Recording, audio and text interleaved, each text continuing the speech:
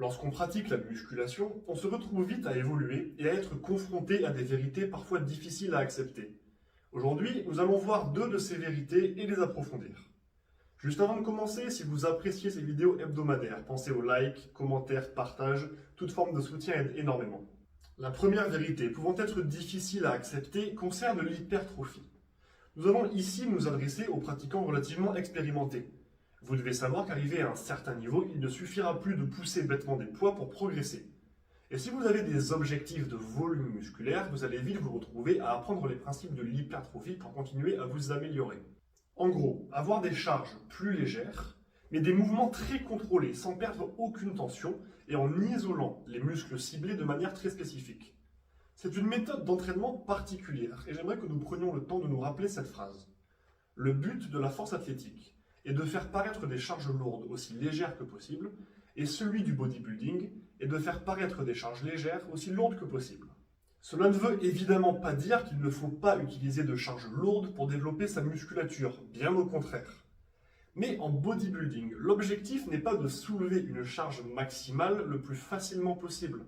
Et si vous arrivez à générer énormément de tension avec des charges plus modérées, c'est que vous êtes sur la bonne voie. Mais il y a un mais. Ce type d'entraînement est extrêmement désagréable.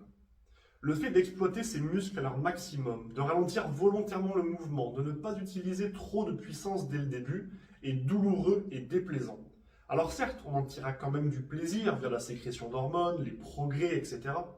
Mais cela reste une méthode désagréable pour le corps. Nous en arrivons à notre vérité.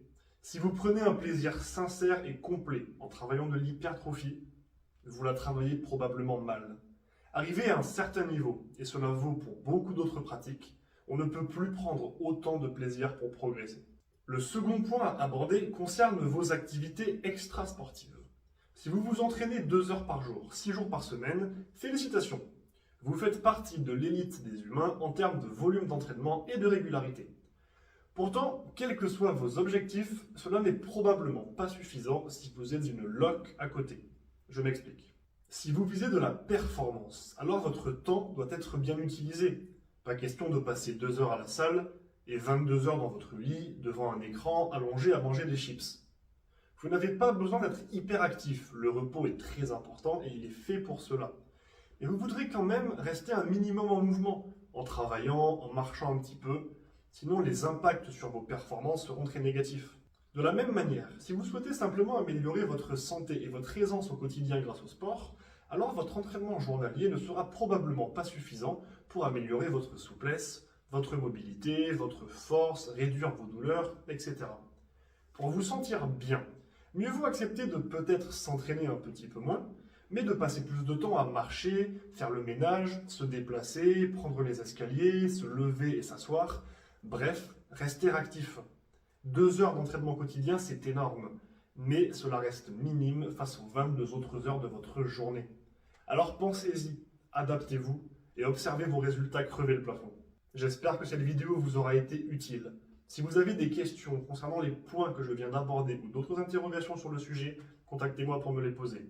Si vous avez des questions concernant votre diète ou votre entraînement, n'hésitez pas à me les soumettre. Si vous cherchez un coach ou un préparateur physique, mettez-vous en contact avec moi et nous échangerons afin de mettre en place un suivi adapté à vos objectifs. Et si vous voulez que j'aborde un sujet en particulier dans ce type de vidéo, faites-le moi savoir. Sur ce, bon entraînement et n'oubliez pas, rendez-vous fiers.